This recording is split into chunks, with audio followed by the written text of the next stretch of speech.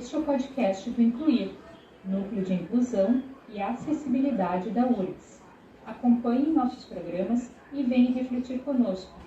O acesso a este podcast pode ser feito pelo site do Incluir, pelas plataformas de podcasts como Spotify e Google Podcast. Olá! A apresentação deste programa será feita por mim, Elisângela Vica, assistente social do Incluir, e pela Evelyn Gonçalves, bolsista de produção de conteúdo do Incluir. O tema desse programa de estreia é Interseccionalidades, Mulheres e Deficiência. A nossa convidada é Caroline Constantino. Caroline possui graduação em Serviço Social, especialização em tutoria em Educação à Distância e Docência no Ensino Superior, é membro do Núcleo de Estudos sobre Deficiência, NED-UFSC, e membro do coletivo Ellen Keller. Caroline, agradecemos por ter aceitado o nosso convite, seja bem-vinda. Eu que agradeço, obrigada. Primeiramente, então, vamos começar perguntando mais sobre você. Gostaríamos de te conhecer, saber um pouco da tua história de vida enquanto pessoa com deficiência. Então, meu nome é Caroline Constantino, mas podem me chamar de Carol. Eu nasci com amiotrofia muscular espinhal, conhecida como AME, então eu nunca caminhei. Desde pequenininha eu utilizo cadeira de rodas e mesmo na cadeira de rodas, meus pais me matricularam na escola desde pequenininha, onde concluí o ensino fundamental, médio, depois fui para a graduação e hoje sou assistente social também. E além disso sou feminista, como foi falado, em 2018 eu fundei o coletivo Ellen Keller de Mulheres com Deficiência junto com outras mulheres. E atualmente estou aí na área da pesquisa, pesquisando principalmente sobre gênero e deficiência. Como tu compreende a questão de ser mulher com deficiência na atualidade? Bom, a gente vive numa sociedade totalmente machista, e que também é capacitista. Para quem não sabe, capacitista vem do termo capacitismo, que é um nome que a gente escolheu para identificar a discriminação contra pessoas com deficiência. Então, nós, mulheres com deficiência, vivemos essa dupla opressão e esse conjunto de estereótipos acabam resultando em nossa discriminação que se materializa na nossa exclusão, na falta de acesso à educação, à saúde, ao mercado de trabalho, todo esse espaço. Então, por exemplo, hoje ser mulher com deficiência é se deparar com barreiras para acessar, por exemplo, saúde reprodutiva e sexual. Não há aparelhos de mamografia acessível para mulheres com deficiência, não existem intérpretes disponíveis, intérpretes de Libras para auxiliar uma mulher surda na hora do parto ou na hora de realizar uma denúncia nas delegacias. A mulher surda, ela geralmente tem que levar alguém que fale por ela. E se esse alguém for o agressor, como é que ela vai fazer essa denúncia, Então, para vocês terem uma ideia, apenas a partir de 2019 é que se começou a ter nos boletins de ocorrência a informação se a vítima vivenciava ou não a deficiência. Com isso, existem poucos dados sobre violência contra a mulher, contra nós, mulheres com deficiência. E, ao mesmo tempo, não existem estratégias para combater isso. Como é que vai existir se não existem dados, Então, os poucos dados, que existem, mostram o quanto é necessário, a gente parar para pensar em políticas públicas de segurança para nós. Porque, segundo pesquisas, a cada 1 hora é registrado um caso de violência contra pessoas com deficiência. E se a gente pegar esses casos, 80% deles são contra mulheres com deficiência. E mais da metade deles são contra mulheres com deficiência negras. Então, veja a necessidade e a importância de se falar sobre a interseccionalidade, Porque, além do gênero, da deficiência, também temos que falar sobre raça, territorialidade, religião, classe, Porque fazem parte da realidade das mulheres com deficiência também. Tu percebes alguma diferença entre ser uma mulher com deficiência ou não? Ficava bem nítido, que eu me lembro, nas minhas conversas com minhas amigas sem deficiência, por exemplo. quando eu era mais magrinha, mais jovem, eu me sentia desconfortável, me sentia mal, porque eu não entendia por que eu não sentia a vontade de falar da minha realidade com ela, sabe? E eu não me identificava nas nossas conversas. Mas isso, com o passar dos anos, eu fui entendendo, fui trabalhando isso, e mesmo que existam essas diferenças, a gente acaba tendo situações muito similares, por sermos mulheres, sabe? Então, essas diferenças, existem muitas diferenças, mas também muitas situações iguais que a gente vivencia. Claro. Tu trouxe, né, Caroline, um exemplo que é a situação de uma mulher com deficiência, por exemplo, uma mulher surda, quando precisa fazer uma ocorrência policial, né, ela necessita, né, de um tradutor-intérprete, né, ela precisa que alguém, enfim, faça essa mediação, né, desse diálogo para poder exercer um direito. Tem alguma outra situação, assim, que tu pode nos trazer, por exemplo, dessa diferença entre mulheres com deficiência e mulheres sem deficiência? Sim, existem bastante. E eu percebo que assim, a diferença principal é na forma que a gente é tratada. Por exemplo, enquanto dizem que a missão de uma mulher sem deficiência é ser mãe, e que a mulher deve ser uma boa esposa, ela tem que cuidar do marido, tem que cuidar da casa, dos filhos, como as mulheres com deficiência, isso é bem diferente. Porque a sociedade, ela considera que a mulher com deficiência não pode engravidar, porque se ela vier engravidar o filho dela, pode nascer com deficiência. Que a mulher com deficiência não deve engravidar, porque ela nem vai conseguir cuidar de uma criança. Ela não é capaz de cuidar de uma criança. Nós não somos vistas como mulheres boas para casar, né? Porque não conseguimos cozinhar, lavar, passar. E também tem o mito que não temos capacidade até de satisfazer o marido, né? E falam muito nisso. Quem é em sã consciência que vai querer se casar com uma mulher com deficiência, né? Então, dá pra gente perceber que o machismo, o capacitismo, acaba sendo impostos ao mesmo tempo, né? E se a gente parar para observar bem, nós não somos reconhecidas enquanto mulheres, mas também não somos reconhecidas, não somos considerados como homens. Então, a gente está aí entre essas duas categorias, sabe? Isso é tão sério porque se a sociedade toda pensa assim, dessa forma, todo mundo que está nela vai pensar desse mesmo jeito. E até mesmo eu já pensei muito assim. Eu demorei muitos anos para me reconhecer como mulher. E demorei muito mais tempo ainda para não me sentir menos mulher por isso. Por não ter um corpo padrão, por não conseguir cozinhar, lavar. E isso faz muito mal para a nossa autoestima, né? Sem dúvida. Então, o capacitismo, além dele ser estruturante, né, da nossa sociedade, pelo que tu nos traz, ele, por vezes, também vem disfarçado de cuidado. Totalmente, totalmente. Esse que é o diferencial, sabe, dessa discriminação. O capacitismo ele ocorre de uma forma muito velada, que é difícil de identificar. Até mesmo as pessoas com deficiência demoram um tempo para conseguir entender que, opa, isso já é capacitismo, sabe? Porque pouco se fala sobre isso. E geralmente, em uma família, se tem uma pessoa com deficiência, né? Então, com quem ela vai falar sobre aquela situação que ela passou? Com quem ela vai compartilhar aquilo e entender que é capacitismo? Eu acabo até sendo um pouco ousada em falar isso. Mas eu duvido que não tenha uma família que tenta, por exemplo, super proteger aquela pessoa com deficiência e que no final, se tu for olhar bem, é capacitismo, sabe? Tem a superproteção exagerada, isso também é uma forma de capacitismo. O cuidado excessivo, né, como tu falou. E aquela ideia de, eu tô querendo só ajudar. Não, mas é capacitismo, né? Quando a gente pedir, não está sendo nada, né?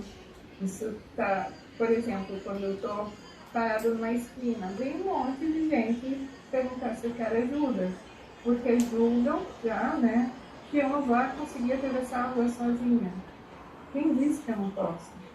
E pode ser que realmente eu não consiga, mas eu vou pedir ajuda se eu não conseguir, sabe? Então, por isso que o capacitismo ele é tão difícil de ser entendido por todos, né? Sem dúvida. Gostaria de te fazer duas perguntas em uma, Carolina. Como é que tu resiste a essas questões no teu cotidiano e de que forma a gente consegue perceber onde é que está esse limite do cuidado e do capacitismo, né? Porque tu trouxe um exemplo agora, né? Eu vou atravessar a rua e aí vem um monte de gente me perguntar se eu preciso de ajuda. Como é que a gente consegue filtrar até que ponto estamos sendo capacitistas e até que ponto estamos sendo um agente, né, que ajuda a transpor, né, algumas barreiras, né, do cotidiano? Então, pensando na questão do capacitismo primeiro, eu penso que para vocês perceberem que estão sendo ou não capacitistas, é importante pensar assim, será que essa pergunta que eu vou fazer para ela, ou essa abordagem para ele, que eu vou fazer com essa pessoa com deficiência, eu faria para outra pessoa sem deficiência? E outra pergunta que eu faço, e eu mesmo pego refletindo sobre às vezes, sabe? Será que essa ideia que eu estou tendo sobre aquela pessoa não é uma forma de eu questionar a capacidade dela de fazer ou ser algo? Então, quando a gente percebe que a gente está questionando a capacidade daquela pessoa, isso é capacitismo, sabe? Então, é bom, por exemplo, no ambiente de trabalho, né? Tem uma pessoa com deficiência lá, se mostra disposta a querer contribuir, se mostra ali disponível, mas não fica o tempo todo ali, sabe? Tu quer ajuda para isso? Tu quer ajuda para aquilo? Não. Mas se mostra disponível assim, olha, se tu precisar, é só chamar, sabe? E isso vale também no dia a dia, na rua. Não precisa ficar oferecendo ajuda. Se a pessoa precisar, ela vai pedir auxílio. Entende? Então, é mais ou menos assim que eu penso. E não é à toa que até tem muitas amigas minhas que têm fama de briguentas, né? Porque vem tanta gente querer oferecer ajuda que elas já ficam curiosas, elas não estão pedindo ajuda para nada. Vai me oferecer ajuda, sabe? Porque não é uma coisa muito comum que acontece com a gente, sabe? E uma hora isso acaba explodindo, né? Mas pensando assim nas formas de eu resistir, né? A minha experiência assim, pessoal, o que me ajudou muito e me ajuda ainda hoje é buscar informação, buscar entender o porquê essas situações acontecem comigo. Eu lembro muito bem, assim, quando eu conheci o feminismo, por exemplo, e ao mesmo tempo o capacitismo, que eu fui entender que muitas situações que ocorriam comigo não eram situações pessoais, mas aconteciam com outras pessoas também, e que não era culpa da nossa deficiência, mas vinha de uma sociedade que não estava preparada para entender isso, sabe? Então, compreender como funciona a nossa sociedade me trouxe muitas explicações e, ao mesmo tempo, conhecer outras pessoas com deficiência também me fortaleceu muito e me fortalece até hoje, sabe? Porque a gente troca experiências, a gente se une de verdade, né? E isso nos fortalece para seguir em frente, porque tornar a nossa vida melhor, melhorar a nossa vida, seria, né, a gente deveria destruir o capacitismo. E como isso está tão longe, a melhor forma que a gente tem que fazer isso é se fortalecer para enfrentar o capacitismo que está aí na rua todo dia. A gente tem que estar fortalecido porque o machismo está aqui na esquina.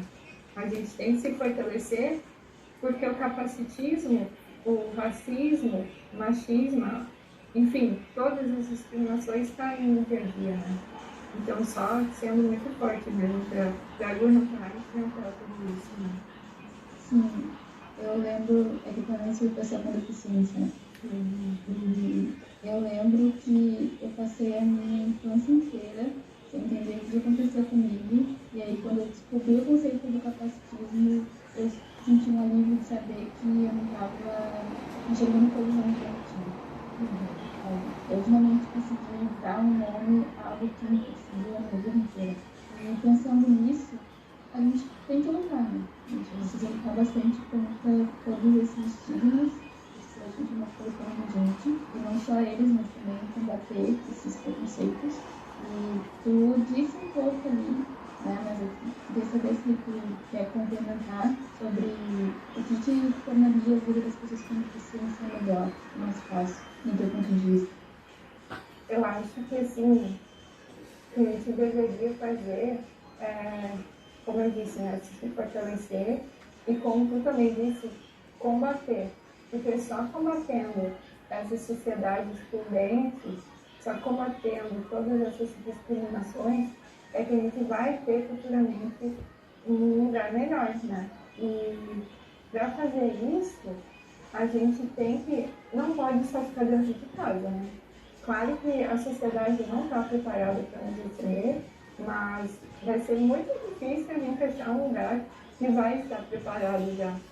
Então a gente tem que ir à luta mesmo, sabe? Não é fácil, eu sei disso, mas se cada um contribuir, fazer a sua parte, com certeza, pouco a pouco a gente vai melhorar. O que a gente não pode fazer é deixar parado, porque, né, se a gente não lutar contra isso, as discriminações vão ganhando mais espaço, né?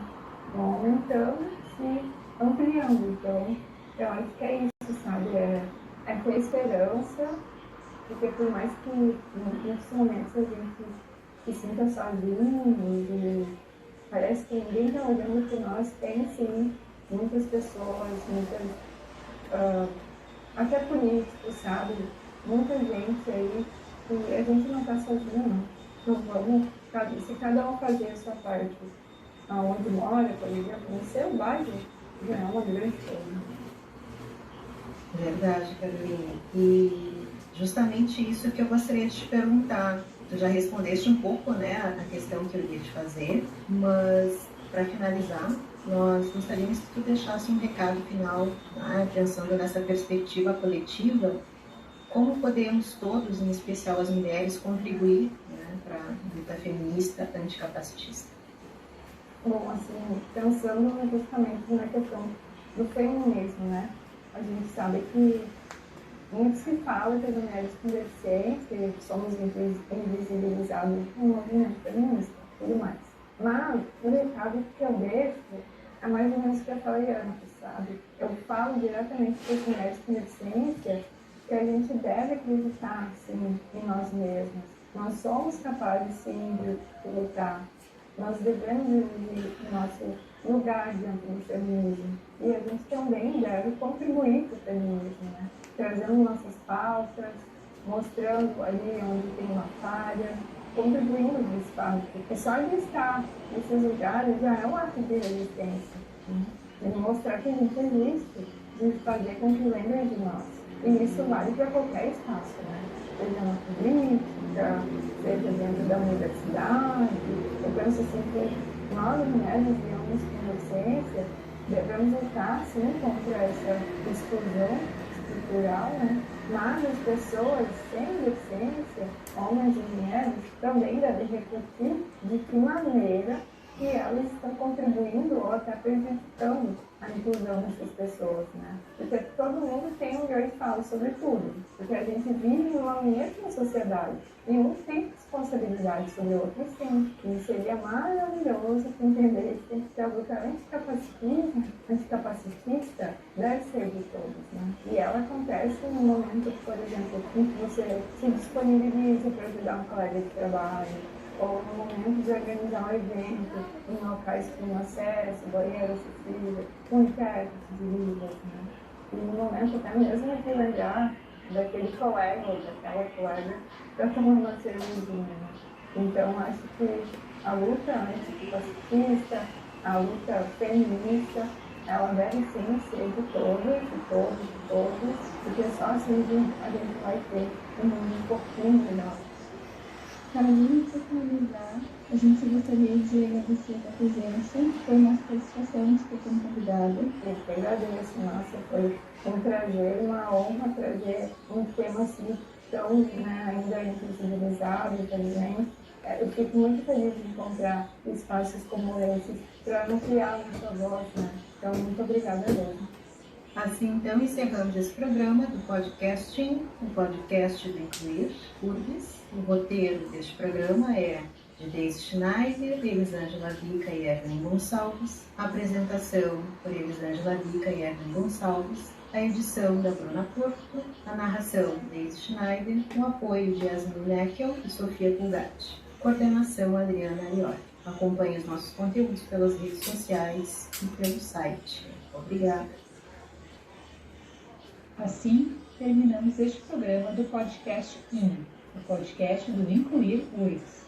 Se você gostou, lembre de curtir e compartilhar com seus amigos. Acompanhe nossos conteúdos nas redes sociais e pelo site. Até o próximo programa.